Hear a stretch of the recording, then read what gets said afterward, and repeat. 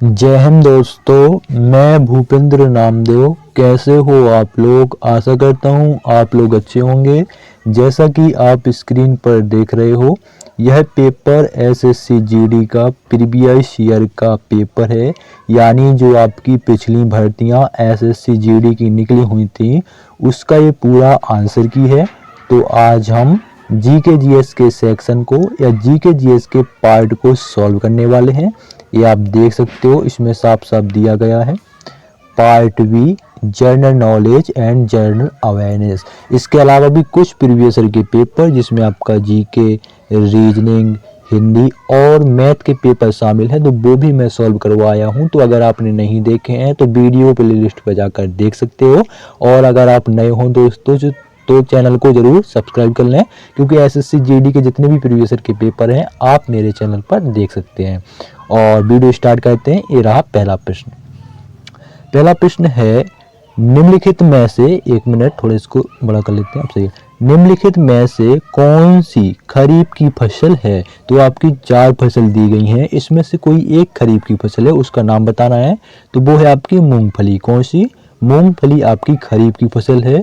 मटर और गेहूं आपकी रबी की फसल कहलाती हैं, ठीक है, जो कि अभी वर्तमान में आने वाली है। ठीक है, वर्तमान में बुवाई चल रही है, बुवाई हो गई है। ठीक है, तो अगला प्रश्न है, वायुमंडलीय दाब को मापने के लिए निम्नलिखित में से किस वैज्ञानिक उपकरण का उपयोग किया जाता है? तो सभी ने हाई स्कूल में पढ़ा होगा, नहीं तो आपका 12वीं में तो जरूर पढ़ा होगा। ठीक है, तो वायुमंडलीय दाब को मापने के लिए बैरोमीटर का उपयोग किया जाता है। किसका?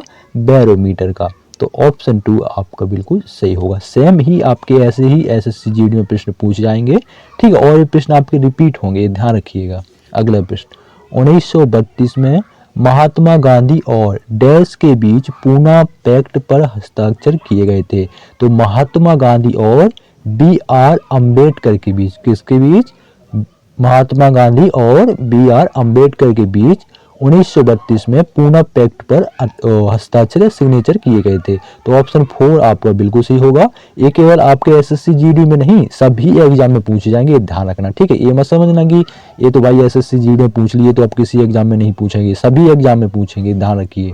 अगला प्रश्न, अगला प्रश्न है, अपस्मार जिसे हम मिर्गी कहते हैं से शरीर का कौन सा अंग प्रभावित होता है? तो दोस्तों इससे मस्तिष्क प्रभावित होता है। कौन सा? मस्तिष्क यानी माइंड। ठीक है, मिर्गी सभी लोग जानते हैं, तो इससे आपका माइंड पर शरीर का माइंड आपका प्रभावित होता है। ठीक है, तो ऑप्शन 1 बिल्कुल सही होगा। अगला प्रश्न देखिए, अगला प्रश्न बहुत बार एग्जाम में पूछा गया है। ठीक है, नर्मदा नदी मध्य प्रदेश में डैश से निकलती है? तो कहाँ से? अमरकंटक की पहाड़ियों से। ठीक है, बहुत ही इंपोर्टेंट प्रश्न है, दिल्ली पुलिस कांस्टेबल में पूछा गया है। ठीक है, और आपका सीएचएसएल में, सीजीएल में भी पूछा गया है, और स्टेनोग्राफर में भी पूछा गया है। तो नर्मदा नदी आपका अमरकंटक से निकलती है, अमरकंटक की पहाड़ियों से निकलती है। और ये प्रश्न पूछा जाता है, एक ऐसी कौन सी नदी है जो डेल्टा नहीं बनाती है? वो नर्मदा नदी है। कहाँ पर गिरती है नर्मदा नदी? तो अरब सागर में गिरती है। ठीक है, अगला प्रश्न, अगला प्रश्न बहुत ही महत्वपूर्ण प्रश्न है। ठीक है, भारतीय रिजर्व बैंक ने रुपए के प्रतीक को निम्नलिखित में से किस वर्ष अपनाया? तो दोस्तों रुपए के प्रतीक को 2010 में अपनाया था। कब अपनाया था? 2010 में। सभी लोग जानते होंगे आरबीआई या भारतीय रिजर्व बैंक या रिजर्व बैंक ऑफ इंडिया।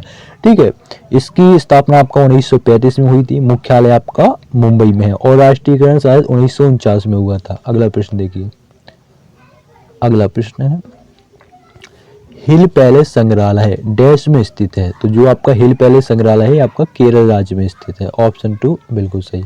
अगला प्रश्न देखिए, अगला प्रश्न है आपका, विश्व शौचालय दिवस 2020 की थीम स्थायी स्वच्छता और जलवायु परिवर्तन थी। यह दिवस किस तारीख को मनाया जाता है? कौन? विश्व शौचालय दिवस। तो दोस्तों ये 19 नवंबर को मनाया जाता है, हर साल 19 नवंबर को। तो ऑप्शन 4 इसका बिल्कुल सही होगा। ठीक है, अगला प्रश्न देखिए, अगला प्रश्न है इकोनॉमी से।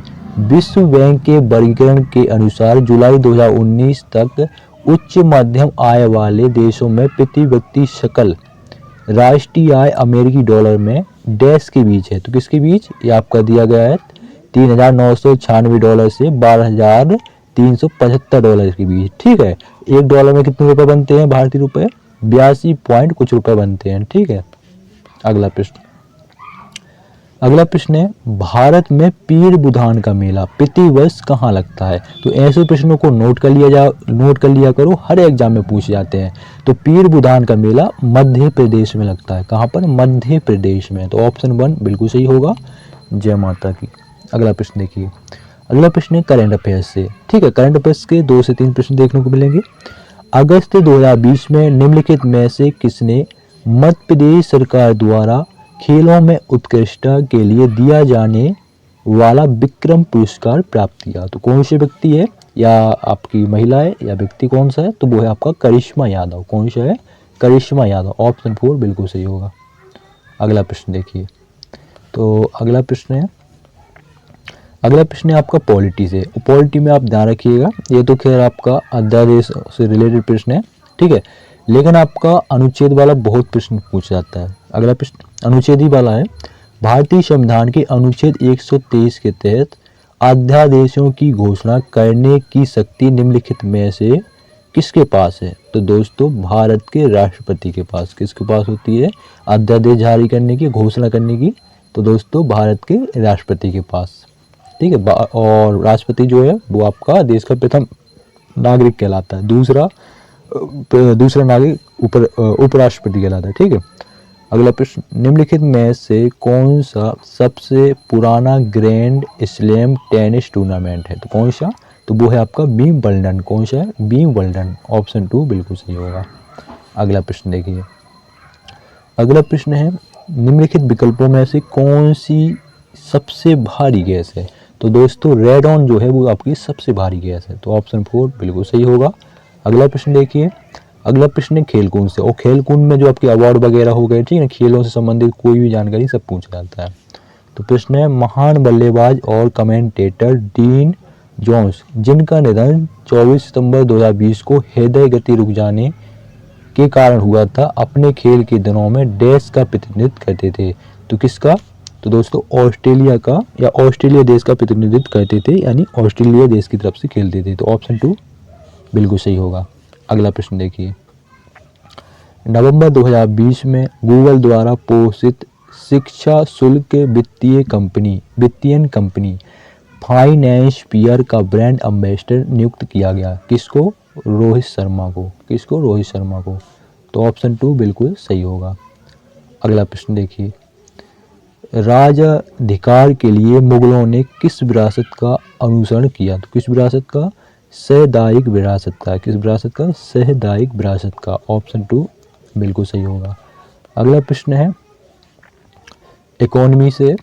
ठीक है, वित्त अधिनियम 2019 के अनुसार आयकर अधिनियम की धारा डैश के तहत इलेक्ट्रॉनिक वाहनों की खरीद हेतु लिए गए ऋण पर भुगतान किए गए ब्याज के लिए 1,50,000 तक की राशि की कटौती का दावा किया जा सकता है।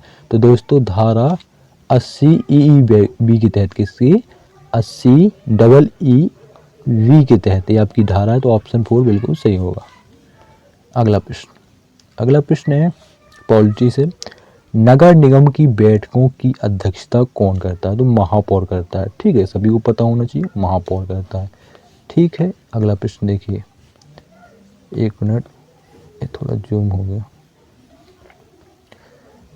हाँ, यहाँ से देखिए, अगला प्रश्न, नवंबर 2020 में निम्नलिखित में से कौन बिहार के मुख्यमंत्री बने? तो वो है नीतीश कुमार, सभी को पता है। अगला प्रश्न है निम्नलिखित में से कौन सा मृदा निर्माण का कारक नहीं है? तो कौन सा नहीं है?